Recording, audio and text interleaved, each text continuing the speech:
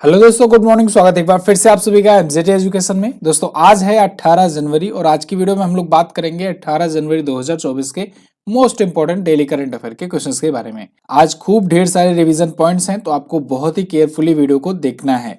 चलिए शुरुआत करते हैं रोजाना की तरह एक दिन पहले के रिवीजन से।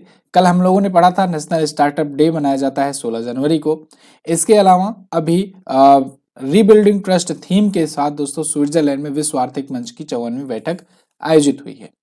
और नौसेना संचालन महानिदेशक यानी कि director general of naval operations का पदभार ग्रहण किए हैं vice admiral an Pramod ji. और अभी ऑक्सफोर्ड यूनिवर्सिटी के साइंटिस्ट ने निपाह वायरस के टीके का पहला मानव परीक्षण शुरू किया है।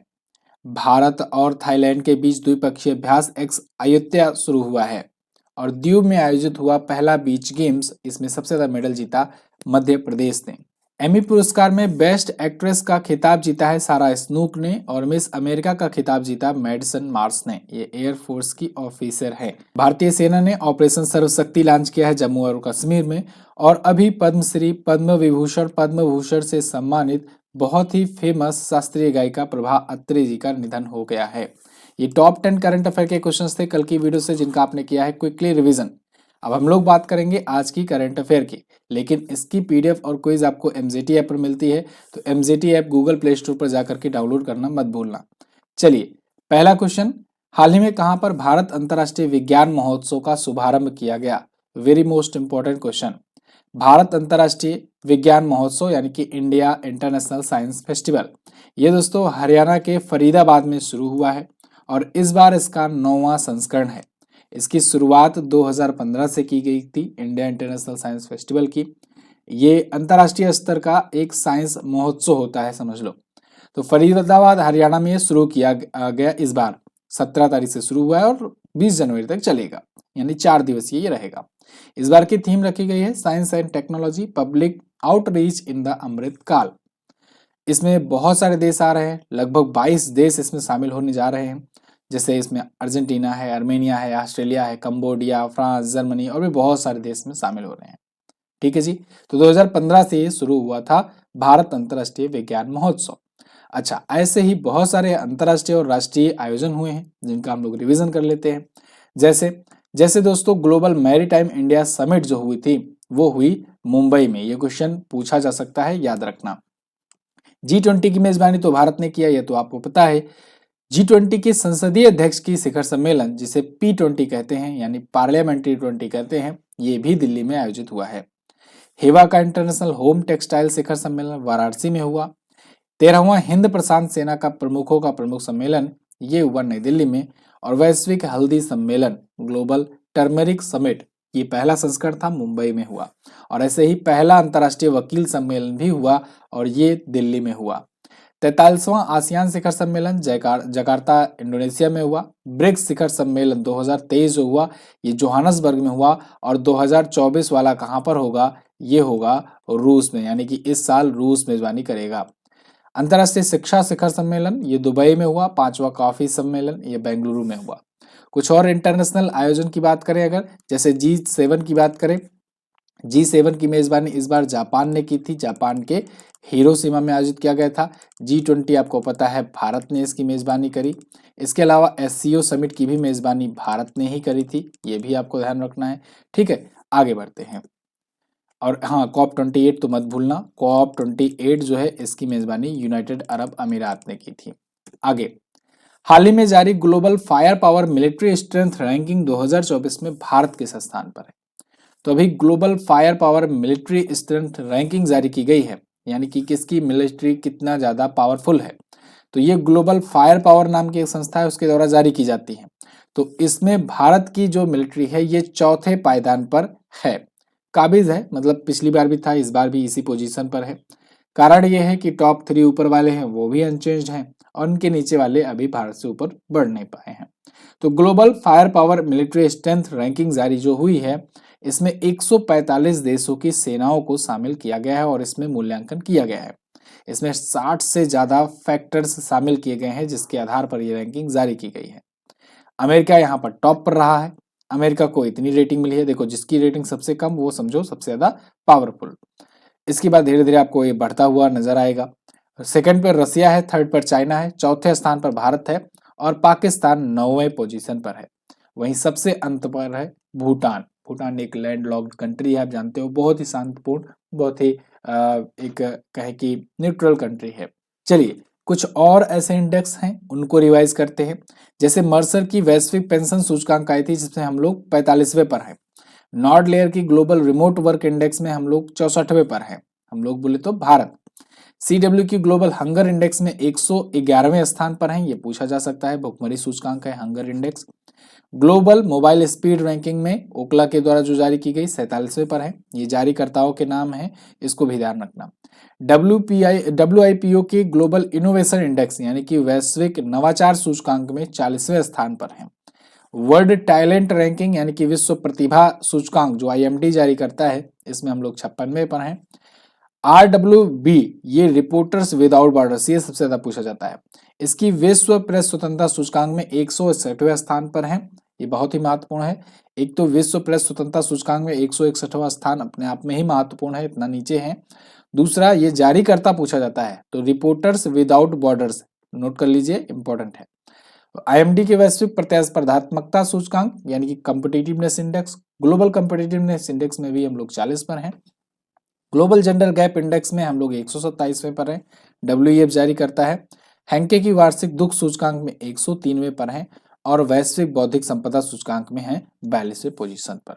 ये बहुत ही महत्वपूर्ण पेज है, इसको आप लोग रिकॉल करने के लिए स्क्रीनशॉट वगैरह रख लीजिए करके। तमिलनाडु में जल्लीकट्टू महोत्सव शुरू हुआ, इस महोत्सव का संबंध किस पशु से है? तो दोस्तों तमिलनाडु में आप सबको पता है पोंगल के अवसर पर, बहुत बार मैंने इसको बताया हुआ है, पोंगल के अवसर पर यहाँ पर होता है जल्लीकट्टू और इसमें सांड पर बैल क्या सांड कहे बुल पर काबू पाने के लिए ये एक प्रकार का प्रतियोगिता होता है। तो यहाँ पर देखो कुछ ऐसे कुबड़ को प्रेस करके ये लोग चढ़ते हैं ऊपर और ऐसा माना जाता है कि काबू पा लिया गया। तो इसके लिए बैल को भी अच्छे से बढ़िया से कहें कि तैयार किया जाता है। इस दिन के लिए ये लोग बहुत ही अच्छे से, बहुत ही धूमधाम से इसको सेलिब्रेट करते हैं, मनाते हैं, आयोजित करते हैं। इसमें कई बार तो कई लोगों की जान भी चली जाती है। इस वजह से एक टाइम ऐसा आया था कि जब इस पर बैन भी लगा था, लेकिन उसके बाद भी लोगों ने प्रदर्शन किया क्योंकि इनका पारंपरिक खेल है, ये आज से नहीं लगभग 2000 सालों से ये चला आ रहा है। तो इसको लेकर के जनता ने खूब विरोध किया था, 2017-18 की शायद बात है। तो इसके बाद जो सरकार है उसको भी झुकना पड़ा और उसके बाद जो कोर्ट है उसको भी झुकना पड़ा और दोबारा से इसे चालू कर दिया गया। तो फिलहाल पोंगल फसल उत्सव के अवसर पर, और पोंगल कब होता है आपको सबको पता है, मकर संक्रांति पर, मकर संक्रांति पर। अभी उस दिन मैंने आपको इसके बारे में अच्छे से बताया था, अगर आप रेगुलर वॉच करते हो तो आपको सब कुछ याद हो गया होगा। तो पोंगल जो है, पोंगल के अवसर पर जल्लीकट्टू होता है और कहाँ पर होता है, तमिलनाडु में। चलिए मैंने उस दिन आपको जानवरों से संबंधित बहुत सारे महोत्सव बताए थे या मेले बताए थे, एक बार फिर से क्विकली रिवाइज करते हैं। लिखूंगा नहीं, मैं ऐसे बोलते चल रहा हूँ, आप लोग नोट डाउन करना चाहो तो नोट डाउन कर लो। काला घोड़ा महोत्सव मनाया जाता है महाराष्ट्र में। ऐसे ही घोड़े मोदनी मनाया जाता है गोवा में। ऐसे ही घोड़ों से संबंधित ही घोड़े यात्रा महोत्सव होता है नेपाल में। नेपाल की बात आई है, नेपाल में आप कुकुर तिहार और काग तिहार का भी नाम याद रखना। इसके बाद आप आ जाओ यहाँ पर राजस्थान में ऊंट महोत्सव मनाया जाता है। और थोड़ा सा नीचे आओगे तो कंबाला भैंस प्रतियोगिता होती है कर्नाटक में। कौन सी? कंबाला भैंस प्रतियोगिता। और जल्लीकट्टू होता है तमिलनाडु में। ठीक है जी, तो ये आप याद रखना। वैसे कुछ और महोत्सव की बात करें तो जैसे कि मैंने आपको बताया ऊंट महोत्सव राजस्थान में होता है, पतंग महोत्सव गुजरात में, अंतर्राष्ट्रीय गीता महोत्सव हरियाणा के कुरुक्षेत्र में आयोजित हुआ, पर्पल फेस्टिवल गोवा में होता है, जल इतिहास उत्सव दिल्ली में हुआ और मेरा हंचोगबा ये मणिपुर में होता है, भारतीय सैन्य विरासत महोत्सव दिल्ली में हुआ और लद्दाख में जांस्कर महोत्सव होता है। क्लियर है? ये सब याद रहेगा कि नहीं भाई? वीडियो को लाइक जरूर कर देना, लाइक जरूर कर देना और चैनल को आप सब्सक्राइब कर देना अगर सब्सक्राइब नहीं किए हुए हो तो, ठीक है, और शेयर भी कर देना मन करेगा तो। चलिए फिलहाल तमिलनाडु के बारे में बात करें तो तमिलनाडु आपको यहाँ पर दक्षिण भारत में दिख जाएगा।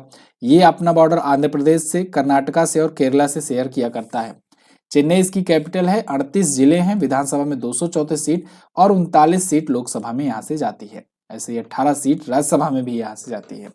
MK स्टालिन DMK पार्टी से यहाँ के CM हैं, गवर्नर हैं RN रवि। यहाँ पर अगर बात करें हम लोग तो पुलिकट, कालीवली और सिंगानल्लूर ये प्रमुख झीलें हैं। ऐसे यहाँ पर गोइंडी नेशनल पार्क, अन्नामलाई, मुदुमलाई ये सभी हैं। दर्रों में पलक्कड़ दर्रा बहुत इंपॉर्टेंट है। भरतनाट्यम ये माना जाता है दुनिया का सबसे प्राचीनतम नृत्य, तो ये यहाँ का प्रमुख लोक नृत्य है। करगट्टम, ओलियट्टम ये भी प्रमुख लोक नृत्य है। आगे बढ़ते हैं। निम्न में से किसके द्वारा लिखी गई पुस्तक an uncommon love the early life of Sudha and Narayana Murthy इसका विमोचन किया गया? तो इस पुस्तक को लिखा है दोस्तों चित्रा बनर्जी दिवाकरुणी ने। चित्रा बनर्जी दिवाकरुणी एक लेखिका हैं और इन्होंने एन अनकॉमन लव नाम से एक पुस्तक लिखी है जो कि इन्फोसिस के फाउंडर्स पर आधारित है। आप सबको पता है इन्फोसिस की स्थापना नारायण मूर्ति जी ने की थी। ये उनकी वाइफ है सुधा मूर्ति। शुरुआत में ये टाटा में काम करती थी, टीसीएस में काम करती थी और फिर आगे चल करके इन दोनों ने लव मैरिज किया और अपनी कंपनी बनाई इन्फोसिस। और इन्फोसिस आप जानते ही हो टीसीएस के बाद ये भी एक बड़ी आईटी कंपनी है। हालांकि टीसीएस से भी नीचे है लेकिन भारत में टॉप 5 में इसका स्थान हमेशा बना रहता है। तो इन्हीं दोनों की शुरुआती दिनों की जो कहें कि एक प्रकार की लव स्टोरी है वो इस बुक में कवर किया है चित्रा बनर्जी दिवाकरुणी ने। ओके, कुछ और पुस्तकें आई थी पिछले दिनों में, इनको हम लोग कवर करते हैं। जैसे गांधी ए लाइफ इन 3 कैंपेन्स, इसको एमजे अकबर ने लिखा। संस्कृति के आयाम मनोरमा मिश्रा ने लिखा। राम मंदिर राष्ट्र मंदिर एक साझी विरासत, इसको प्रोफेसर गीता सिंह और आरिफ खान भारती ने लिखा। ब्रेकिंग द मोल्ड, इसको रघुराम राजन ने लिखा जो कि पूर्व आरबीआई के गवर्नर हैं। जेबा, इस पुस्तक को हुमा कुरैशी ने लिखा। Welcome to paradise Twinkle Khanna ने लिखा। मैपिंग ऑफ द आर्काइव्स, इसको प्रोफेसर रमेश चंद्र गौड़ और विस्मय बसु ने लिखा। थ्रेड बाय थ्रेड सत्य शरण ने और 2 पलकों की छाव में डॉक्टर हेमा जोशी ने लिखा है। द ऑटोबायोग्राफी ऑफ गॉड, ये इंपॉर्टेंट है, लीना कुमार की पुस्तक है। आगे, हाल ही में दिल्ली सरकार ने किन वाहनों के चलने पर प्रतिबंध लगा दिया? तो दिल्ली गवर्नमेंट ने प्रदूषण से निपटने के लिए केंद्र सरकार की बात मानते हुए यहाँ पर BS3 पेट्रोल और BS4 डीजल वाहनों पर प्रतिबंध लगाया है। ध्यान रहे ये दोनों ही वाहन 4 व्हीलर्स के लिए हैं, ठीक है ना, 2 व्हीलर्स के लिए नहीं है। 4 व्हीलर्स के लिए BS3 टाइप के जो पेट्रोल है वाहन और BS4 टाइप के जो डीजल वाहन है उनको बैन कर दिया गया है। क्यों? क्योंकि यहाँ पर आप जानते हो दिल्ली में प्रदूषण लगातार बढ़ता चला जा रहा है और प्रदूषण की वजह से धुंध वैसे ही यहाँ पर कोहरा पड़ जाता है और एक तो ऊपर से ठंडी भी है, तो इसकी वजह से बिल्कुल कोहरे वाली ऐसी स्थिति आ जाती है कि सामने दिखाई ही नहीं देता है कुछ। तो ऐसे में दिल्ली सरकार पर लगातार प्रेशर्स बढ़ ही रहे हैं कि भाई प्रदूषण कम करने के लिए कोई न कोई व्यवस्था करो। आपको अगर याद हो तो ऑड इवन लाया गया था एक बार बहुत टाइम पहले, शुरुआत में जब इनकी सरकार आई थी यहाँ पर, तो इन्होंने लागू किया था लेकिन इसकी काफ़ी मतलब कॉन्सिक्वेंसेस हुए, बहुत सारे विरोध वगैरह भी हुआ, तो इस वजह से इसको बीच बीच में लागू किया जाता है, बीच बीच में बंद कर दिया जाता है। ठीक है जी, अब यहाँ पर ये इन्होंने एक्शन लिया। अच्छा, एक ऐसा मिलता जुलता एक और निर्णय आया था दिल्ली सरकार के द्वारा, मुझे याद आ रहा है, 2 पहिया वाहनों के कैब वाली जो सर्विस है ना उस पर बैन लगा दिया था इन्होंने। जो ओला उबर के द्वारा जो बाइक टैक्सी होती है ना, तो वो बाइक टैक्सी सेवा दिल्ली सरकार के द्वारा दिल्ली में बैन की गई थी, याद होगा आपको। ठीक है, लगातार वृद्धि देखी जा रही है एयर क्वालिटी इंडेक्स में, तो इसलिए एयर क्वालिटी इंडेक्स को थोड़ा सा इंप्रूव करने के लिए दिल्ली सरकार ने ये फैसला लिया है। दिल्ली के सीएम कौन है? अरविंद केजरीवाल। अगला, जनवरी 2024 में सर्वश्रेष्ठ फीफा फुटबॉलर का खिताब किसने जीता है? तो best footballer of the year का अवार्ड जीत लिया है लियोनल मेसी ने। यहाँ पर देख लो, ये है लियोनल मेसी, अर्जेंटीना के रहने वाले हैं, ये अर्जेंटीना के रहने वाले हैं, अर्जेंटीना टीम के ये कैप्टन हैं और अर्जेंटीना को इन्होंने अभी फीफा वर्ल्ड कप भी जितवाया था। फीफा वर्ल्ड कप भी अपनी कप्तानी में इन्होंने जिताया था 2022 में, ठीक है ना। अच्छा, इन्होंने अभी 8वीं बार जीता था बैलन डीओर खिताब, याद रखना, बैलन डीओर खिताब जीता था इन्होंने, अभी कुछ दिन पहले ही तो मैंने आपको बताया था। ठीक है जी, तो लियोनल मेसी हैं ये। क्रिस्टियानो रोनाल्डो के बाद दूसरे सबसे ज्यादा गोल करने वाले ये खिलाड़ी हैं अंतर्राष्ट्रीय मामलों में। लियोनल मेसी अगर बात करें, ये तो देश हो गया कि अर्जेंटीना से खेलते हैं। अगर क्लब की बात करें तो इस टाइम पर ये इंटर मियामी से खेलते हैं। किससे खेलते हैं? इंटर मियामी की टीम से खेला करते हैं, ये भी ध्यान रखना। क्रिस्टियानो रोनाल्डो जो है वो अल नासर से खेलते हैं और नेमार जूनियर अल हिलाल से खेलते हैं। चलिए, तो यहाँ पर FIFA footballer of the year का अवार्ड दिया गया 2024 के लिए, और इसके विजेताओं की लिस्ट जो है वो आपके सामने है। जैसे बेस्ट मेन प्लेयर फुटबॉलर यही तो बने हैं Lionel Messi, best women player बनी है एदाना बोनमती, बेस्ट पुरुष कोच बने हुए हैं पेप गार्डियोला, और बेस्ट विमेन कोच बनी हुई हैं सरीना विगमैन, और पुरुष और महिला गोलकीपर साल भर के ये एडरसन और मैरी एस बनी हुई हैं क्रमशः, ठीक है ना। और पुस्कस पुरस्कार मिला है गुइल हरमे मुद्रुगा को। इंपॉर्टेंट यही बेस्ट मेन और वीमेन वाला होता है। अच्छा, आप लोग जो है ना वन लाइनर से भी रिवीजन कर सकते हो। वन लाइनर आपका डेली भेजा जाता है व्हाट्सएप चैनल पर। व्हाट्सएप चैनल का लिंक आपको डिस्क्रिप्शन में मिलेगा, तो आप उस लिंक पर जाकर के क्लिक करके व्हाट्सएप चैनल ज्वाइन कर सकते हो। इसमें डेली वन लाइनर भेजा जाता है और आप क्विकली 1 मिनट में रिवीजन कर सकते हो, ठीक है जी। तो व्हाट्सएप चैनल जरूर ज्वाइन करें। आगे, क्रिटिक चॉइस अवार्ड 2024 में किस फिल्म ने शीर्ष पुरस्कार जीते हैं? तो क्रिटिक्स चॉइस अवार्ड 2024 में ओपनहाइमर ने जीत लिए हैं टॉप पुरस्कार। सबसे ज्यादा पुरस्कार ओपनहाइमर को मिला है और बेस्ट फिल्म भी यही जीती हुई है। क्रिटिक चॉइस अवार्ड ऐसे ही एक एनुअल अवार्ड समारोह होता है, जैसे कि आप देखते हो ऑस्कर वगैरह होता है, बाफ्टा होता है, गोल्डन ग्लोब होता है, ऐसे यहाँ पर भी होता है। और अक्सर आपको देखने को मिलेगा एक पैटर्न कि भैया जो गोल्डन ग्लोब अवार्ड में जो बेस्ट मूवी चुनी गई वही क्रिटिक चॉइस में चुन ली जाती है। आगे चल करके बहुत बार ऐसा होता है कि वही ऑस्कर भी जीत लेती है। तो अब दोनों अवार्ड तो ऊपर का तो जीत लिया है ओपनहाइमर ने, अभी ऑस्कर की बारी है, क्या पता ऑस्कर भी ये जीत जाए, वैसे लग रहा है कि जीतेगी, है ना। तो ओपनहाइमर जो है अभी कुछ दिन पहले जिसने गोल्डन ग्लोब जीता था उसी ने क्रिटिक चॉइस अवार्ड में भी जीत लिया बेस्ट फिल्म का अवार्ड। अब आगे देखा जाएगा कि ऑस्कर में ये जीतती है कि नहीं। पाल जियामाटी जो है बेस्ट एक्टर चुने गए हैं, बेस्ट एक्ट्रेस एम्मा स्टोन चुनी गई हैं, और सर्वश्रेष्ठ मूल गीत और सर्वश्रेष्ठ कॉमेडी का अवार्ड मिला है बारबी को। बारबी और ओपनहाइमर एक साथ ही आई थी मूवी। अच्छा, एक चीज और, ओपनहाइमर जो है ये डायरेक्टर का नाम पूछा जा सकता है आपसे, तो क्रिस्टोफर नॉलन, ठीक है ना, याद रखना। आगे, आईसीसी ने दिसंबर 2023 के लिए ICC player of the month award का विजेता किसे चुना है? तो दोस्तों दिसंबर 2023 के भी player of the month award के विनर की लिस्ट आ गई है। इसमें इस बार पैट कमिंस और दीप्ति शर्मा जो हैं ये विजेता चुने गए हैं। आपको पता होगा आईसीसी हर एक महीने प्लेयर ऑफ द मंथ का अवार्ड जारी करता है, जिसमें एक महिला और एक पुरुष खिलाड़ी चुने जाते हैं उस महीने भर की प्रदर्शन के लिए। तो दिसंबर के प्रदर्शन के लिए जनवरी में दिया गया, तो दिसंबर 2023 का ये है अवार्ड। तो यहाँ दीप्ति शर्मा जो कि भारत की हैं इनको, और पैट कमिंस जो कि ऑस्ट्रेलिया के हैं इनको, दोनों को ये अवार्ड मिला है प्लेयर ऑफ द मंथ का, ठीक है जी। शुरुआत इन्होंने जनवरी 2021 से करी हुई थी, ये अवार्ड देते थे, और अब जनवरी 2024 भी आ गया है। आईसीसी की बात करें तो 1909 में स्थापित हुआ था, मुंबई इसका दुबई में हेडक्वार्टर है यूए में, और अध्यक्ष हैं ग्रेग बार्कले, सीईओ है जेफ अलार्डिस। अच्छा, आईसीसी का अभी जो वर्ल्ड कप हुआ था 2023 वाला जो कि भारत में हुआ था, इसको ऑस्ट्रेलिया ने जीता था, याद रहेगा। अच्छा, जीता से याद आया कि आप लोग को सचेत करना चाहूंगा, बहुत जरूरी चीज है, इस चीज को आप अपने घर वालों को भी सतर्क कर दो और आप लोग भी सतर्क हो जाओ। कुछ लोग ना राम मंदिर का प्रसाद बांटने पर लगे हुए हैं, तो ऐसे प्रसाद के चक्कर में आपका बैंक अकाउंट खाली हो जाएगा।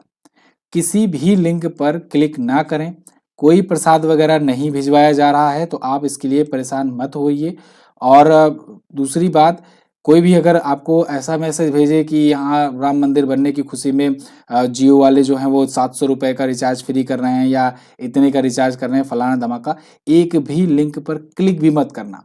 कई बार तो ऐसा होता है ना, कुछ लोग बहुत ज़्यादा ओवर स्मार्ट बनते हैं, वो सोचते हैं कि लोग क्लिक करके देखते हैं अंदर जाते क्या है, अभी हम कुछ डालेंगे थोड़ी ना, कुछ डालेंगे नहीं ओटीपी, कुछ करेंगे नहीं, तब कैसे कट जाएगा। तो भाई साहब ओवर स्मार्ट के चक्कर में आप चले जाओगे, क्योंकि एक क्लिक मात्र भर से आपका पूरा का पूरा एक्सेस चला जाता है। कोई ज़रूरी नहीं है कि आपके पास ओटीपी आए, कोई ज़रूरी नहीं है कि आप इंस्टॉल करो ऐप तभी आपके साथ स्कैम हो। आप जो है इससे सतर्क रहिए। और कुछ भाई बंधु हैं जो हमको भी हमारा भी रिचार्ज करवाने पे लगे हुए हैं, व्हाट्सएप नंबर दिया गया है भाई साहब आपकी क्वेरीज को सॉल्व करने के लिए। आप हमारा रिचार्ज मत कराओ, यहाँ पर करवा लिया जाता है, ठीक है। भगवान ने अब सक्षम कर दिया है आप लोग की कृपा से कि रिचार्ज मैं करवा लेता हूँ। तो आप लोग कृपया करके ऐसे मैसेज व्हाट्सएप नंबर जो दिया गया है उस पर ना भेजें हमें, और आप लोग भी सतर्क रहें। राम मंदिर का प्रसाद का करके, मतलब ये लोग जो स्कैमर होते हैं ना, जो साइबर फ्रॉड होते हैं ना, ये देखते हैं इवेंट्स कौन सा चल रहा है और इमोशनली कैसे टारगेट किया जाए। अपने घर वालों को भी समझा दो, आप लोग भी सतर्क हो जाओ, किसी भी लिंक पर, कोई भी व्हाट्सएप पर जो आ रहा है उस पर क्लिक ना करें फिलहाल के लिए, ठीक है, और ना ही कहीं पर कोई ऐसा अनजान में पेमेंट करें। हालांकि आरबीआई वगैरह के द्वारा ये जागरूकता फैलाई जा रही है, लेकिन मेरे भी कर्तव्य बनता है, क्योंकि आप लोग भी हमारी फैमिली का हिस्सा हो, तो आप लोग भी इससे सतर्क रहें। खास करके अपने घर वालों को तो जरूर समझा दें, क्योंकि आप लोग तो समझ जाते होंगे, लेकिन वो लोग क्लिक कर ही देते हैं। विश्वनाथन आनंद को पिछाड़ करके भारत के नंबर 1 शतरंज खिलाड़ी कौन बने? तो ये बन गए हैं रमेश बाबू प्रज्ञानंदा। ये दोस्तों विश्वनाथन आनंद को पीछे कर दिए हैं। अब ऐसा नहीं है कि इनका विश्वनाथन आनंद से मैच हुआ था, एक्चुअली में फाइड रैंकिंग होती है, जिसे फिडे रैंकिंग भी कुछ लोग पढ़ते हैं। तो फिडे रैंकिंग जो होती है, जो लाइव रैंकिंग होती है, तो उसमें इनकी रेटिंग जो है वो बढ़ गई है। और मैं ये आपको बताया हुआ हूँ, चेस में ऐसा होता है कि अगर पहले तो आप 2500 प्लस जब रेटिंग, लाइव रेटिंग अपना स्कोर हासिल कर लेते हो, तो आपको ग्रैंड मास्टर कहा जाने लगता है। ठीक है जी, भारत में ऐसे 83-84 ग्रैंड मास्टर हो चुके हैं। तो अभी इनकी जो आर प्रज्ञानंदा हैं, रमेश बाबू प्रज्ञानंदा हैं, ये दोस्तों 2748.3 यानी 2748.3 के फिडे लाइव रेटिंग पर पहुंच चुके हैं, और विश्वनाथन आनंद आज के टाइम पर 2748 पर है। ये घटता बढ़ता रहता है, थोड़ा बहुत ऊपर नीचे होता रहता है बेस्ड अपॉन टूर्नामेंट। तो अभी टाटा स्टील शतरंज टूर्नामेंट चल रहा है, तो उसी टूर्नामेंट के दौरान यहाँ पर ये उपलब्धि इन्होंने हासिल की है। चेन्नई के रहने वाले हैं और इन्होंने विश्वनाथन आनंद को पीछे कर दिया। ठीक है जी, चलिए आगे। अच्छा, ये इस मैच में इन्होंने चीन के विश्व चैंपियन डिंग लेरेन को हराया, ये भी एक बड़ी बात रही। अगला क्वेश्चन, 15 जनवरी 2024 को राष्ट्रपति द्रौपदी मुर्मू जी ने मेघालय के खेलों के कौन सेवें संस्करण का उद्घाटन किया? तो पहली बार राष्ट्रपति द्रौपदी मुर्मू जी गई थी मेघालय खेलों के इवेंट्स का उद्घाटन करने। मतलब मेघालय खेलों का ये 5वां संस्करण था, और 5वां संस्करण में पिछले 4 में कभी ऐसा नहीं हुआ था कि कोई राष्ट्रपति जा करके इनका जो रीजनल गेम्स है उसका उद्घाटन किया हो। लेकिन यहाँ पर प्रेसिडेंट द्रौपदी मुर्मू जी गई थी और उन्होंने उद्घाटन किया, तो इसका मतलब ये हुआ कि ये पूर्वोत्तर खेलों को भी कितना बढ़ावा दिया जा रहा है, क्योंकि मेघालय खेलों में पूर्वोत्तर के वहाँ के जो रीजनल गेम्स होते हैं उनको लेकर के यहाँ पर कंपटीशन होता है। तो 15 जनवरी को ये शुरू हुआ है, मेघालय के तुरा में गई राष्ट्रपति जी और उन्होंने इसका उद्घाटन किया। क्लियर है? मेघालय आया है। मेघालय आप देखोगे तो यहाँ पर है मेघालय। मेघालय की राजधानी होती है शिलोंग। मेघालय भारत में अगर बात करें तो एकमात्र राज्य है असम जिससे अपना ये बॉर्डर शेयर करता है, बाकी इधर ये बांग्लादेश से बॉर्डर शेयर करता है। Conrad Sangma National People's Party के यहाँ के सीएम हैं। फागू चौहान यहाँ के गवर्नर हैं। इसके अलावा नेशनल पार्क में बात करें तो नोकरोक नेशनल पार्क, सिजु पक्षी अभयारण्य और बलपक्रम राष्ट्रीय उद्यान है। बलपक्रम कई बार एग्जाम में पूछा जाता है। ठीक है जी, लोक नृत्य में वांगला लोक नृत्य यहाँ का प्रसिद्ध है। चेरापूंजी और मानेसराम आप जानते हो चर्चित स्थल है, यहाँ पर सबसे ज्यादा वर्षा होती है। ओके, तो अब इसी के साथ वीडियो को करते हैं एंड। ये है टॉप 10 करंट अफेयर के क्वेश्चन। आई होप आपको समझाने में मैं सफल रहा हूँ। अगर वीडियो समझ में आई है तो वीडियो को लाइक कर दीजिएगा, शेयर कर दीजिएगा अपने साथियों के साथ। और कल मैंने जो क्वेश्चन पूछा था उसका आंसर देख लेते हैं। राजस्थान का लोक नृत्य कौन सा नहीं है? तो सुइसनी नहीं है। महात्मा गांधी जी ने 1942 में अपना अंतिम आंदोलन भारत छोड़ो आंदोलन शुरू किया था। आज का पहला क्वेश्चन आपसे है कि कब से कब तक के बीच राष्ट्रीय स्टार्टअप सप्ताह मनाया गया? इसके अलावा शास्त्रीय संगीत के किराने घराने का संस्थापक किसे माना जाता है? दोनों क्वेश्चंस के बारे में आपको जो भी पता हो डिटेल में जरूर आंसर करने का प्रयास करना। मुझे आपके इंतजार रहेगा डिटेल आंसर का। और इसकी पीडीएफ क्विज आपको एमजीटी ऐप पर मिलेगी ही। पीडीएफ आपको टेलीग्राम पर भी भेजी जाती है, वहां से भी आप ले सकते हो। बाकी मिलते हैं अगली वीडियो में, तब तक के लिए नमस्कार, जय हिंद, वंदे मातरम।